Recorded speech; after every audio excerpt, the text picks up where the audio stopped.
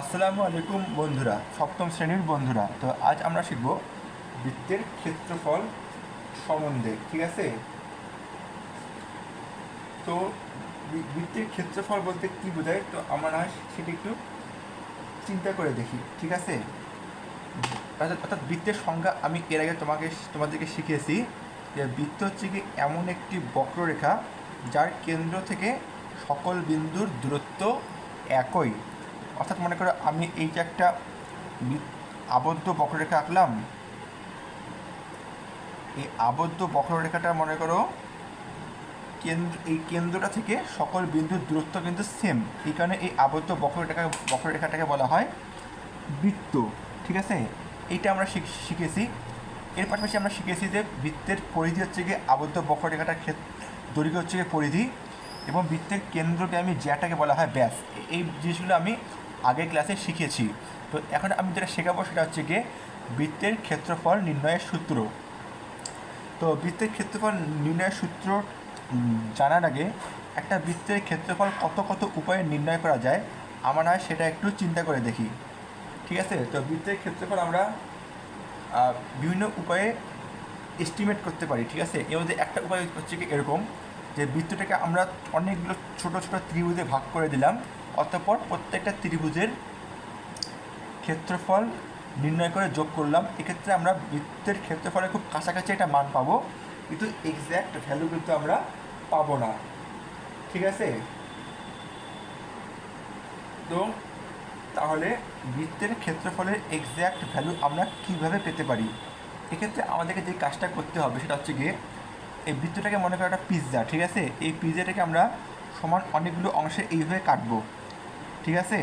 তো এইভাবে কাটলাম, কাটার পরে প্রত্যেকটা অংশকে আমরা জোড়া দিয়ে একটি আয়তক্ষেত্র বানানোর চেষ্টা করব। ঠিক আছে? তো এইটা মনে করো আমাদের পিৎজা। তো পিৎজাটাকে আমরা এমন করে সমান 8 ভাগে ভাগ করলাম।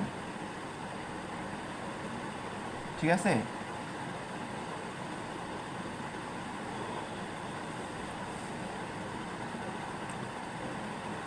অতঃপর এই 8টা ভাগকে যদি আমরা এইভাবে জোড়া দিই, ঠিক আছে, এটা মনে করো একটা ভাগ, এরপরে এই দিক দিয়ে আরেকটা ভাগ জোড়া দিলাম। ঠিক আছে? আবার এই দিক দিয়ে আরেকটা ভাগ জোড়া দিলাম। ঠিক আছে? তারপর এই দিক দিয়ে আরেকটা ভাগ জোড়া দিলাম। ঠিক আছে? 4টা ভাগ হলো। এমন করে 5, 6, 7, 8, 8টা ভাগ মনে করো। ঠিক আছে? তো এই 8টা ভাগ জোড়া দেওয়ার ফলে যে চিত্রটা তৈরি হলো সেই চিত্রটা কিন্তু আয়তক্ষেত্র হয়নি, তবে আয়তক্ষেত্রের খুব কাছাকাছি একটা চিত্র হয়েছে। ঠিক আছে? তো এখন আমরা যদি 8টা ভাগের বদলে 16টা ভাগ করি, সেক্ষেত্রে কিন্তু চিত্রটা আয়তক্ষেত্রের আরও কাছাকাছি হবে। যদি 32টা ভাগ করি তাহলে চিত্রটা আয়তক্ষেত্রের আরও কাছাকাছি হবে। 100টা ভাগ করলে আয়তক্ষেত্রের আরও কাছাকাছি হবে। এমন করতে করতে যদি আমরা অনেকগুলো ভাগ করে ফেলি, সেক্ষেত্রে চিত্রটা প্রায় আয়তক্ষেত্রের মতোই হয়ে যাবে। ঠিক আছে? এবং অর্থাৎ চিন্তা করে দেখো, বৃত্তকে আমরা এইভাবে 8টা ভাগে ভাগ করে এই 8টা ভাগকে এইভাবে জোড়া লাগালাম। এর ফলে আমরা আয়তক্ষেত্রে খুব কাছাকাছি একটা চিত্র পেয়ে গেছি, কিন্তু এটা পুরোপুরি আয়তক্ষেত্র হয়নি। কিন্তু 8টা ভাগের বদলে 16টা ভাগ, 32টা ভাগ, 64টা ভাগ, এমন করে যদি আমরা ভাগের সংখ্যা বাড়াতে থাকি, সেক্ষেত্রে চিত্রটা আয়তক্ষেত্রের অনেক কাছাকাছি চলে যাবে এবং এক পর্যায়ে সেটি প্রায় আয়তক্ষেত্রের মতোই হয়ে যাবে। ঠিক আছে?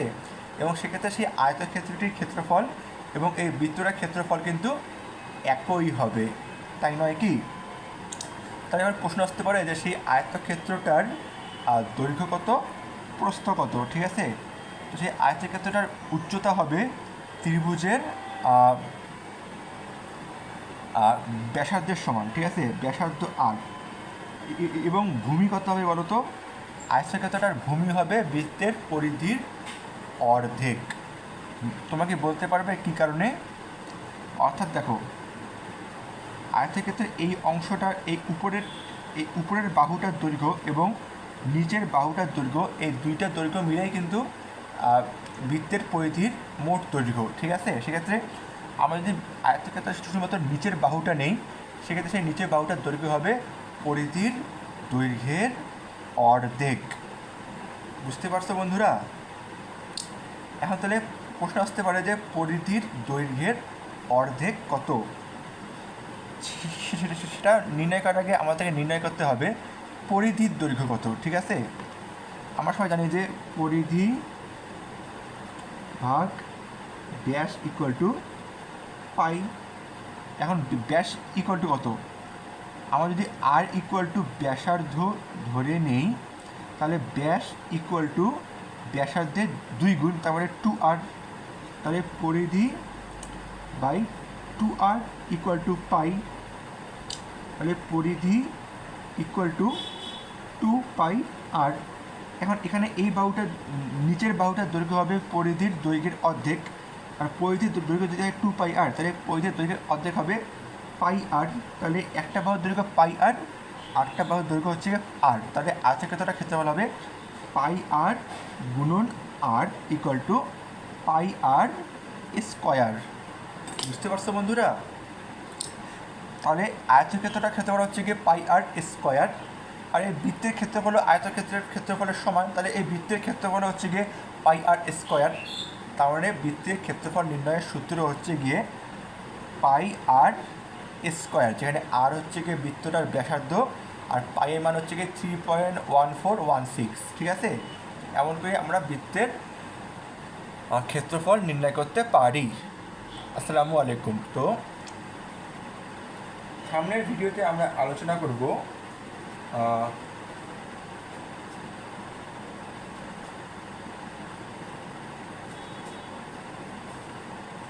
তো সামনের ভিডিওতে আমরা কিছু প্রবলেম সলভ করবো। ঠিক আছে, ইনশাল্লাহ।